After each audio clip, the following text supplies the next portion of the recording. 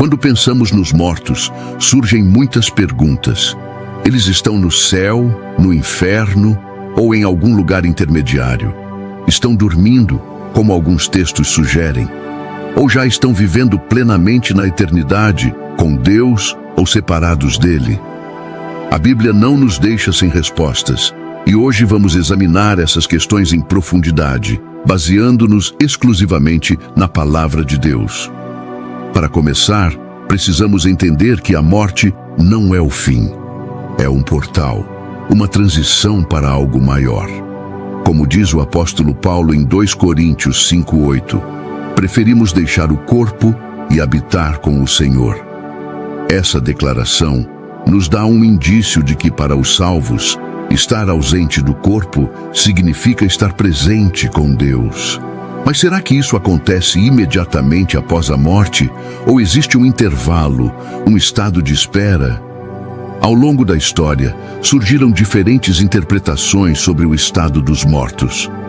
Algumas tradições falam do sono da alma, baseando-se em textos como Eclesiastes 9:5, que afirma: "Os vivos sabem que vão morrer, mas os mortos nada sabem."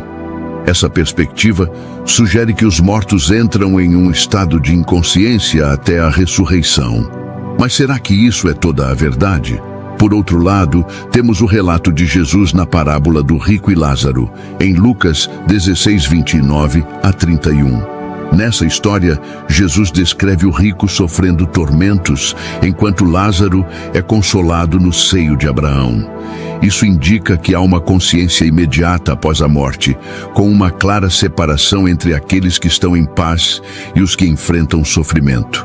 Como reconciliar essas duas perspectivas? A resposta está em entender que a Bíblia usa diferentes linguagens e contextos para descrever o mesmo evento.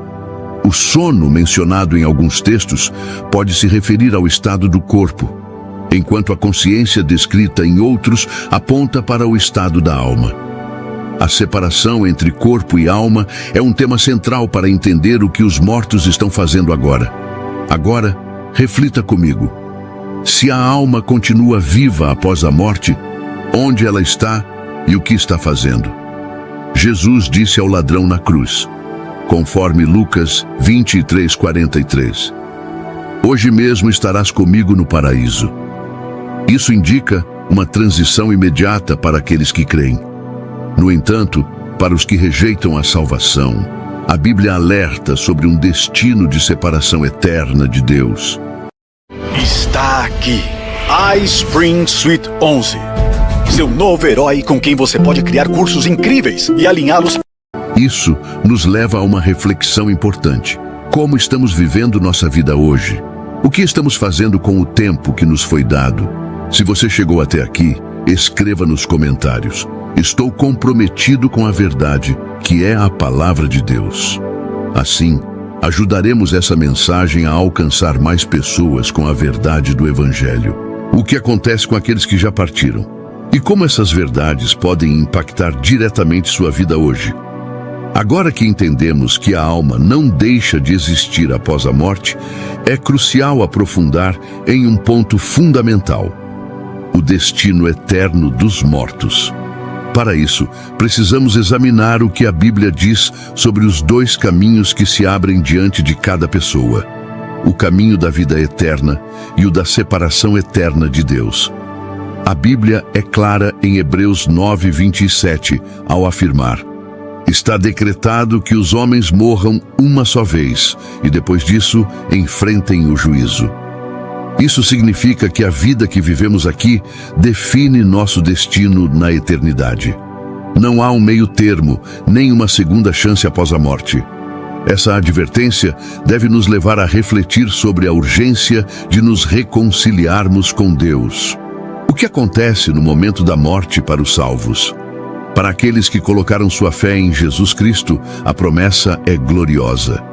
Como lemos em Filipenses 1:23, o apóstolo Paulo declara: "Tenho o desejo de partir e estar com Cristo, o que é incomparavelmente melhor." Isso nos dá a certeza de que, para os que estão em Cristo, a morte é apenas uma passagem para uma comunhão ainda mais íntima com Deus. Mas o que acontece com aqueles que não aceitaram a graça da salvação?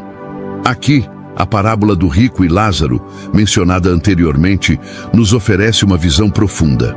Jesus descreve o rico em tormento, separado de Deus, clamando por uma gota de água para aliviar seu sofrimento. Este relato, encontrado em Lucas 16, 21 a 31, não é apenas uma história simbólica, mas um retrato da realidade espiritual que muitos enfrentam ao rejeitar a oferta de Deus. Esse estado é permanente. A Bíblia nos ensina que haverá um grande dia de juízo. Em Apocalipse 20, 11 a 15, encontramos a descrição do grande trono branco, onde todos os mortos serão julgados de acordo com o que está escrito nos livros. Aqueles cujos nomes não estiverem no livro da vida serão lançados no lago de fogo.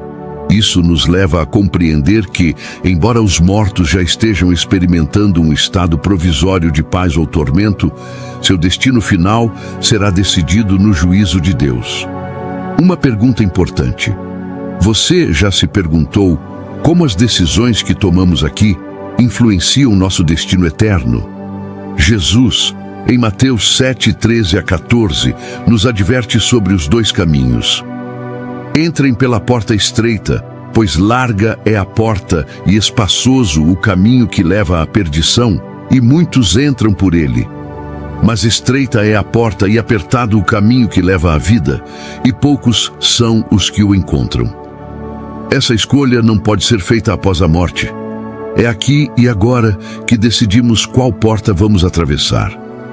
Talvez você se pergunte, por que Deus permitiria que alguém ficasse separado dele para sempre? A resposta está na santidade de Deus. Deus é amor, mas também é justo. Ele nos deu a liberdade de escolher, e nosso destino é uma consequência direta das decisões que tomamos em vida. Rejeitar a oferta de salvação é, essencialmente, rejeitar a presença de Deus. Para ilustrar, imagine um cenário. Você é convidado para um grande banquete, preparado com todo amor e cuidado. O anfitrião faz de tudo para que você compareça, mas você decide não ir. Quando as portas se fecham, o banquete começa sem você. Essa foi sua escolha, não a do anfitrião.